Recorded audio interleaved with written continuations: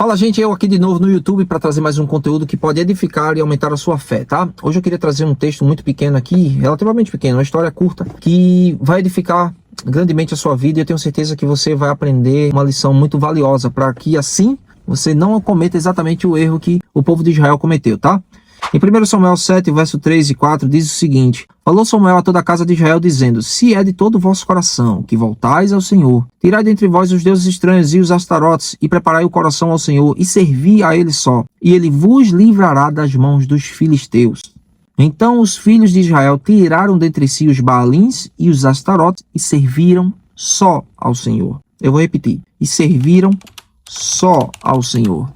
Para vocês entenderem, naquela época, o povo de Israel estava em guerra com os filisteus. E uma coisa muito interessante aconteceu. Eles, após lutarem contra os filisteus, eles foram não só derrotados, como também 4.000 homens morreram. Israel perdeu. E é interessante pensar sobre isso, porque logo na sequência eles começaram a lamentar. Por que o Senhor não me deu essa vitória, Deus? Por que esses homens morreram? E eles lamentaram, mas não o suficiente para obter resposta. Não o suficiente para entregar de coração o atributo que deve ser dado a Deus, de reconhecer que Deus é Ele e somente Ele daria aquela vitória. Porque de fato, na casa desses israelitas, existiam outros deuses. Se caso Deus tivesse dado a vitória a eles, o povo israelita, iria atribuir a vitória ao Deus Todo-Poderoso, mas aos falsos deuses também. E Deus, Ele é soberano, Ele é único. Não pode haver concorrência no seu coração ao ponto de você perceber que quando você vencer, você vai dar crédito a Deus, mas também a ação de alguma pessoa, a um cargo, a alguma autoridade, a alguém que facilitou a sua jornada. Não.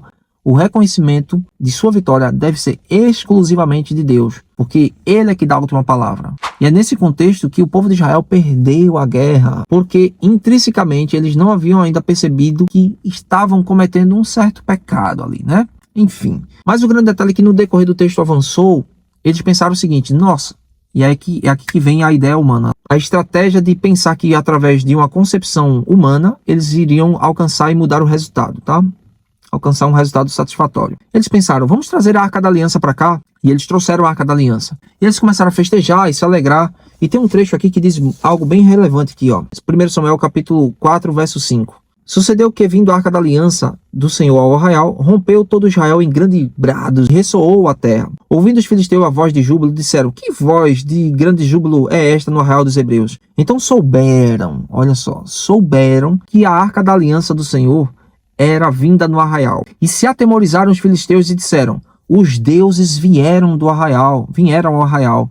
E diziam mais: ai de nós, que tal jamais sucedeu antes? Ai de nós, quem nos livrará das mãos desses grandiosos deuses? Eles pensavam que eram deuses, olha só, que eram vários deuses. São deuses que feriram os egípcios, olha só. Os filisteus se lembraram que na trajetória de Israel, o povo recebeu grandes livramentos, coisas incríveis aconteceram, tá? E isso ficou na memória dos próprios inimigos de Israel. Isso é muito importante, tá? É uma evidência de que Deus agiu tão claramente que a história ecoou por longos caminhos até chegar aos filisteus, tá?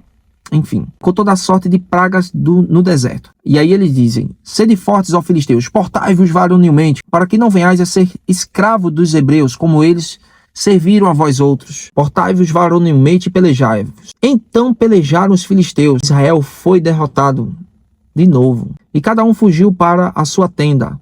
Foi grande a derrota, pois foram mortos de Israel 30.000 homens de pé. Foi tomada a Arca da Aliança de Deus, e mortos os 2 filhos de Eli, Ofni e Finéias. O grande ponto é que Israel, ele pensou que poderia, pelo fato de ter a presença de Deus ali no meio, eles obteriam a vitória. E isso ensina uma coisa muito peculiar, muito interessante para a gente aqui. Mesmo que você esteja no ambiente que Deus está, se o seu coração não estiver depositado e ativado somente para confiar nele plenamente, a sua vitória não será garantida. Se você não amar a Deus de todo o vosso coração, de toda a vossa alma, de todo o vosso entendimento, a vitória não está garantida. Porque você pode pensar que em algumas habilidades, que algumas conexões que você faz, que algum network que você tem, pode estabelecer ali a vitória que você tanto almeja para a sua vida, quando na verdade é só Deus que pode dar a cartada final. Provérbios 16:1 diz: dos homens são as preparações, mas a última palavra vem do Senhor. Em outro trecho do próprio Provérbios diz que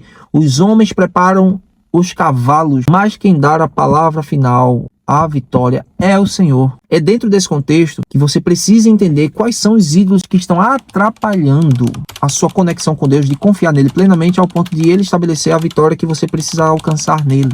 Esse é o ponto que precisamos resgatar e refletir aqui. Israel não percebeu, tá? No decorrer da história diz aqui que a Arca da Aliança acabou ficando com o povo filisteu. E na sequência, muitas pragas, pessoas foram mortas por tentarem olhar para a arca. Cerca de 70 homens foram mortos. Os filisteus não sabiam mais o que fazer com aquela arca porque estava trazendo prejuízo para eles. Pragas, tumores estavam acontecendo. O povo de Israel ficou 20 anos sem a Arca da Aliança. E aí foi quando entra esse verso aqui de 1 Samuel 7 e o verso 3. Samuel diz: se de todo o vosso coração, se é de todo o vosso coração, olha só, não é um pouquinho, tá? É de todo o vosso coração. Voltais ao Senhor, tirai dentre vós os deuses,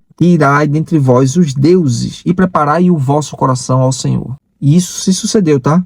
No verso 6 diz o seguinte, do mesmo capítulo 7. Congregaram em Mispa, tiraram a água e derramaram perante o Senhor. Jejuaram aquele dia e ali disseram: pecamos contra o Senhor. E Samuel julgou os filhos de Israel em Mispa. Quando, pois, os filisteus ouviram que os filhos de Israel estavam congregados em Mispa, subiram os príncipes dos filisteus contra Israel. E que, ouvindo os filhos de Israel, tiveram medo dos filisteus. Mas olha isso aqui, tá? Então disseram os filhos de Israel a Samuel: não cesses de clamar ao Senhor nosso Deus. Eita, peula, viu? Por nós, para que nos livre das mãos dos filisteus. Em outros trechos da Bíblia diz que eles se expressavam com Samuel, o vosso Deus. Mas dessa vez ele disse, o nosso Deus. É aqui que está a chave. Enquanto Samuel oferecia o holocausto, os filisteus chegaram à peleja contra Israel, mas trovejou o Senhor aquele dia com grande estampido sobre os filisteus e os aterrou de tal forma que foram derrotados diante dos filhos de Israel. Ai, meu Deus do céu.